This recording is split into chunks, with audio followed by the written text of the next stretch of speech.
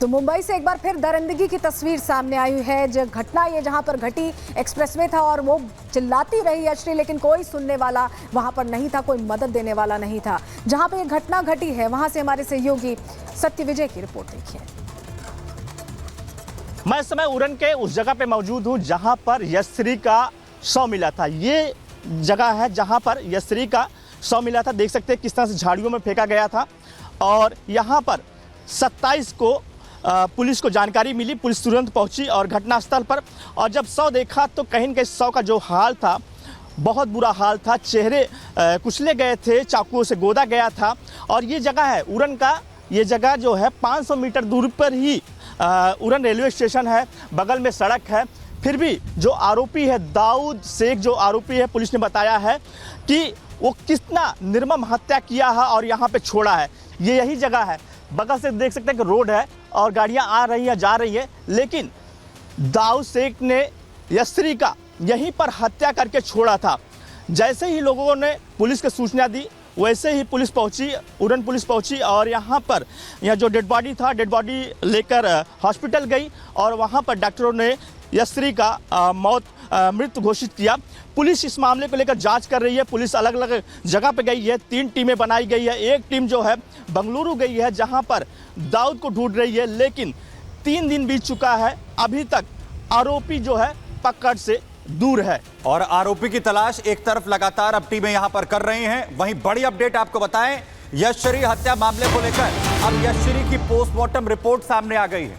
चाकू से वार कर मौत के घाट उतारा गया, चाकू से हमले की वजह से जान यश्री की गई है, यह खुलासा रिपोर्ट के जरिए हो रहा है। तो यश्री शिंदे की पोस्टमार्टम रिपोर्ट में आरोपी ने यश्री के पेट और पीठ पर जिस तरीके से चाकू मारा था, इसकी वजह से उसकी मौत की वजह बताई जा रही है। चाकू से हमले की वजह से यश्री की जान गई।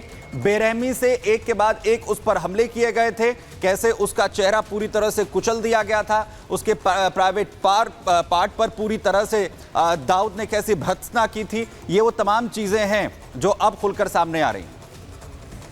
तो यश्री की जो पोस्टमार्टम रिपोर्ट सामने आई है उसमें सच भी सामने आ गया है कि किस तरीके से निर्ममता की गई थी। अब इस पर किरीट सोमैया कह रहे हैं कि ये पूरी तरीके से लव जिहाद है और परिवार चाहता है कि कठोर कार्रवाई हो इस पूरे मामले में, क्योंकि जिस तरीके से यश्री के पेट पर वार किया गया उसकी वजह से उसकी जान चली गई।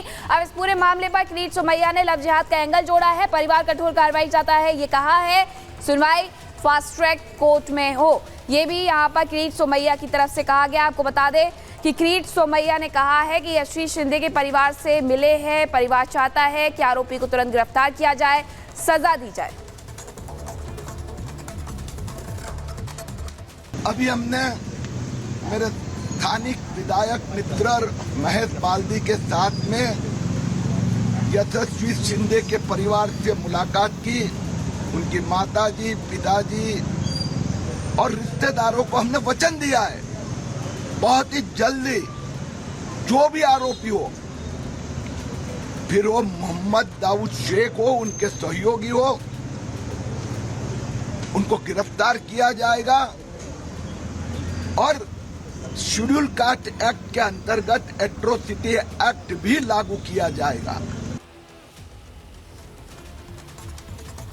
तो इस तरह की घटनाएं ऐसा लग रहा है कि आम होती जा रही हैं। ये जो 4 मामले आप देख रहे हैं ये वैसे ही मामले हैं जहां नृशंस हत्या की गई है। दाऊद शेख, जो नवी मुंबई की खबर हम आपको बता रहे थे, वो सबसे पहला मामला। यश्री शिंदे की निर्मम हत्या कर दी जाती है और वो फरार हो जाता है। आफ्ताब पूनावाला, आपको श्रद्धा वालकर की वो दिल्ली की तस्वीरें याद होंगी जहां लगातार चाकू से हमला किया गया था और तब तक जब तक उसकी जान नहीं चली गई और उसके बाद उसे छिपा भी दिया गया। फैयाज नेहा की हत्या, हुबली कर्नाटक से ये खबर आई जिसने सबको हैरान कर दिया और सब सोचने पर मजबूर हो गए कि आखिर मानवता को ऐसे भी कोई शर्मसार कर सकता है। फरियाद हुसैन, जिसने नाबालिग की हत्या की, बरेली उत्तर प्रदेश की यह खबर आई थी जिसने सबके रोंगटे खड़े कर दिए थे। और इसीलिए सवाल ये बना हुआ है कि बार बार इस तरह की घटनाएं, ऐसे इतनी हिम्मत इन दरिंदों में आती कहां से है। इसी से जुड़ी एक रिपोर्ट आपके सामने रखते हैं।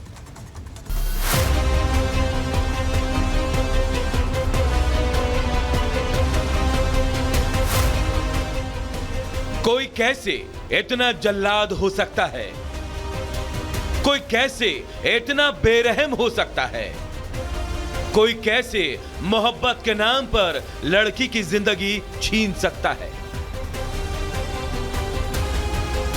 ये सवाल अब हर किसी को कचोट रहा है, क्योंकि मुंबई की यशश्री के साथ दरिंदे दाऊद ने इश्क में बदलापुर की ऐसी कहानी लिख दी कि हर कोई अब सन्न है। दरिंदे दाऊद ने यशश्री के साथ ऐसी वारदात को अंजाम दिया कि किसी का भी दिल दहल जाए।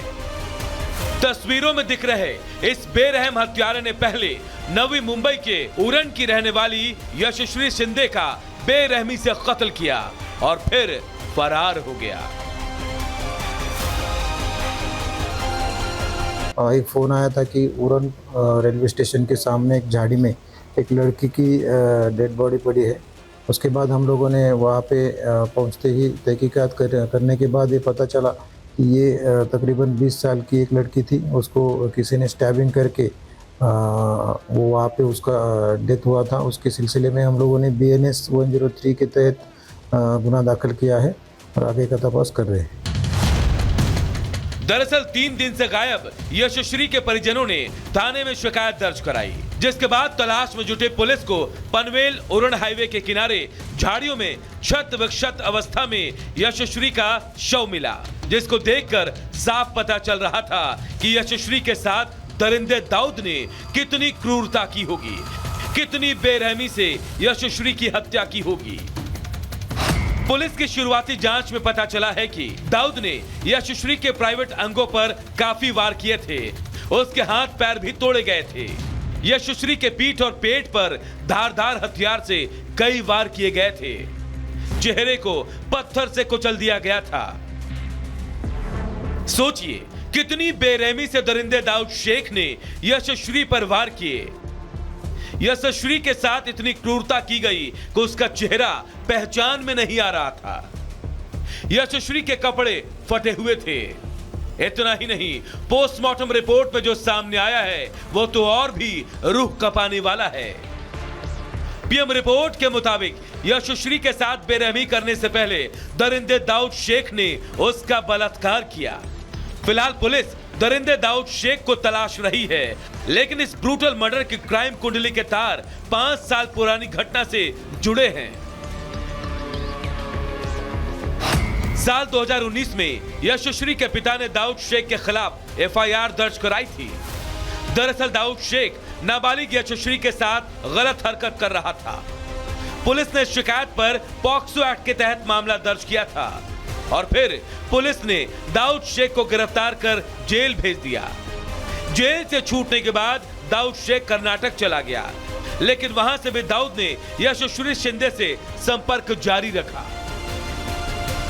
वहीं पुलिस ने अब दाऊद शेख को पकड़ने के लिए 3 टीमें बनाई है और एक टीम को कर्नाटक भेजा है, क्योंकि वारदात के वक्त भी पुलिस को दाऊद शेख की लोकेशन उरण में मिली थी, जिसके बाद पुलिस को शक है कि दाऊद शेख ने उरण आकर पहले यशश्री को मिलने के लिए बुलाया और फिर इस पूरी वारदात को अंजाम दिया। Bureau report, Republic Bharat.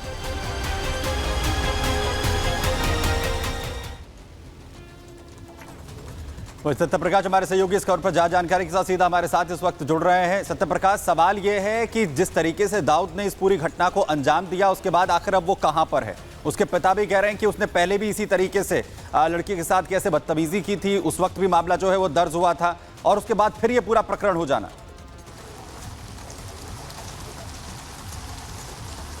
देखिए, यही तलाश कर रही है न्यू मुंबई पुलिस और लगातार ढूंढ रही है दाऊद कहाँ है। 3 दिन हो चुके हैं, लेकिन अभी तक दाऊद का कुछ पता नहीं चल पाया है। 4 टीमें बनाई गई है। 2 टीमें जो बंगलुरु गई है, जो कि अलग अलग लोकेशन में बंगलुरु के ढूंढ रही है।